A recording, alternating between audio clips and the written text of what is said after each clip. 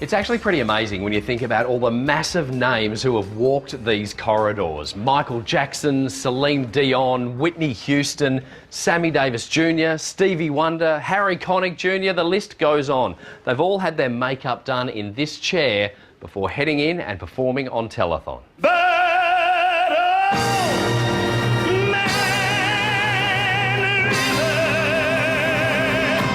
Whitney Houston was by far the best. She performed in this studio at the opening and the closing with her band, and there's no doubt about it, the whole building rocked.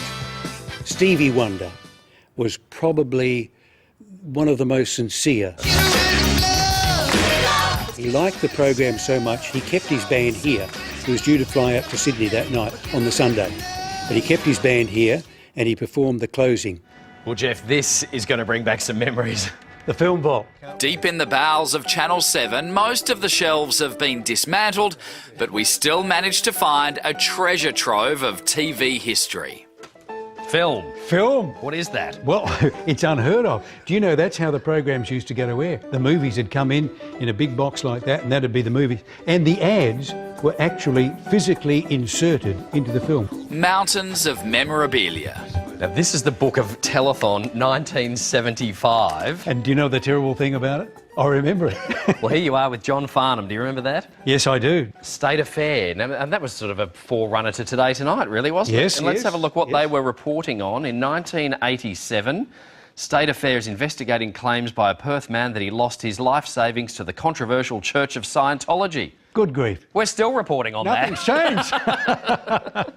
Down the hall in another room, two men you won't know are poring over more forgotten treasures. As you can see, it's a fairly heavy beast with a nice zoom lens on the front.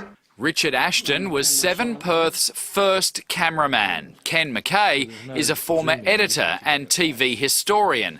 These were the tools of their trade. And then some of the later models, this is the Canon Scoopik, one of the workhorses of the newsroom. It takes you back and lots of memories, marvellous memories. The good news is it'll all be stored at our new home in Osborne Park. Ken McKay's eyes light up when he talks about TV. That seems like it's in good condition. Ken started in the engineering department at Channel 7 Perth in 1962. He's seen technology come an awfully long way.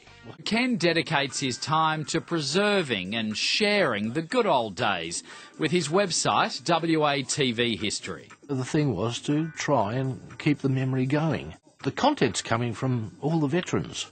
They are the ones that have supplied the photos, the anecdotes, and everything else. Gordon McCall was behind the camera on television's first night in 1959. Last night, Ken was honoured with a WA Heritage Award. State Heritage Office boss Graham Gammy says our local TV history was in danger of being lost. What Ken has done is recognise that there is a great story to tell about the early development and origins and the place of media and TV in particular in our local popular cultural heritage. People live until the last person remembers them.